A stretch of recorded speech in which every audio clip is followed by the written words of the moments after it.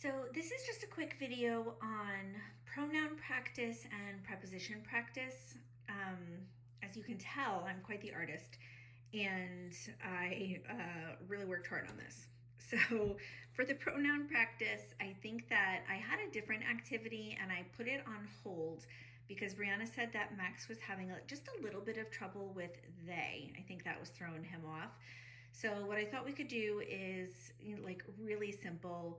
Um, I wouldn't necessarily use this. I mean, you could if you wanted to, but you could use this, or you could just grab a whiteboard, which I keep a bunch of them. They're in one of these bins over there, and dry erase markers are in one of those bins over there. You can like draw it on that, or this is good to know. I keep butcher paper. That's this roll here. You can roll that out, and you could even get Max to help you kind of draw and color and make the people. But the point is to kind of stress to Max, like, this is a girl. When we talk about a girl, we say she. This is a boy. When we talk about a boy, we say he. But when we talk about a group of people, so more than one, and it doesn't matter if they're boys or girls, we say they. So then I would pick something small if you're going to draw it out. And then you could, so white on white, maybe that wasn't a great choice. You might pick a color, but you might say, all right, Max, who has the paper clip? She has the paper clip.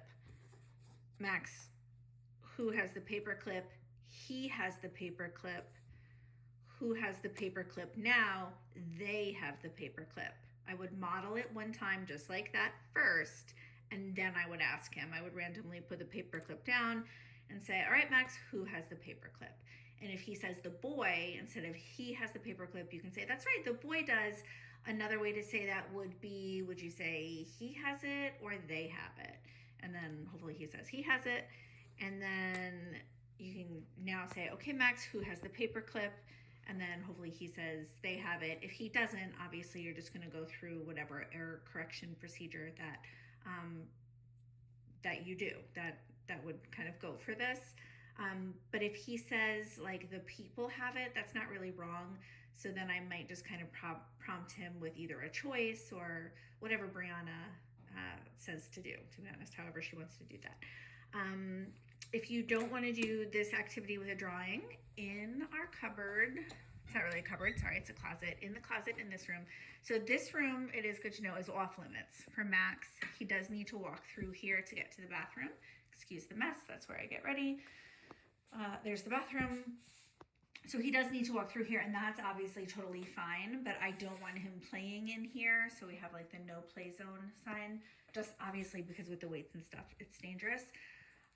And I don't want him just himself randomly going through closets because he has done that before and he will wind up like pulling everything out and making a huge mess. But for you, in here I have these puppets. So this is a bag of puppets. You could do he, she, and they with puppets if you want to kind of lay puppets out.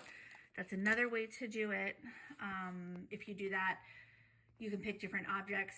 The way I wrote it on the data sheets was like I kind of left a blank on the object that you're using so that you don't use the same object every time. So if you use a paper clip one time, maybe use a pencil another time, a ball another time. I actually have a whole bin of, well, there's small balls in here if you are using those drawings.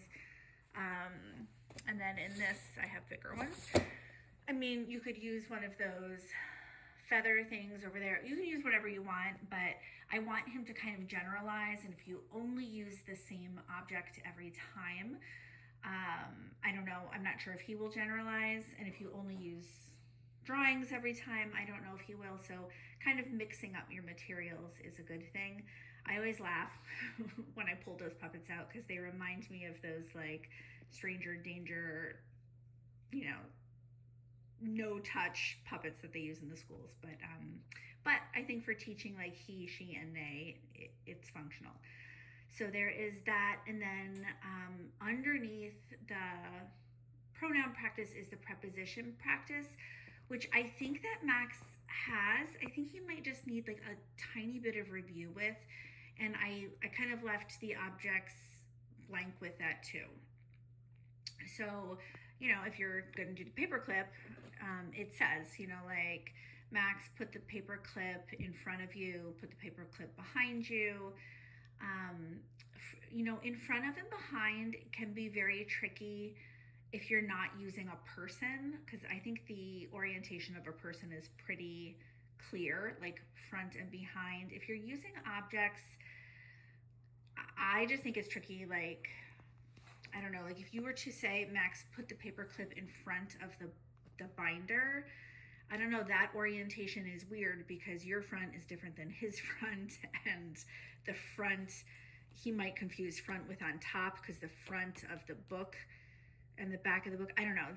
So anyway, if you're doing in front of and behind, just stick to people. So stick to having him put it in front of him or behind him, or in front of you or behind you. Everything else, it doesn't really matter. You can, he could put the paperclip in between, two of the smiley faces. Whatever it is, I would just kind of switch it up and make sure that he can do it. And then I think I put near and far in there. He should be able to do that good. I think that's just really, I put that in there as kind of like brushing up and a little bit of practice, because then eventually, once he's got the pronouns like down pat and he's reviewed all the prepositions and he's got all of that, then he can combine them and probably do the igloo activity, which is what I had originally kind of had in his plan. So let me know what you guys think about that, if there's any like issues with that. But that should be it.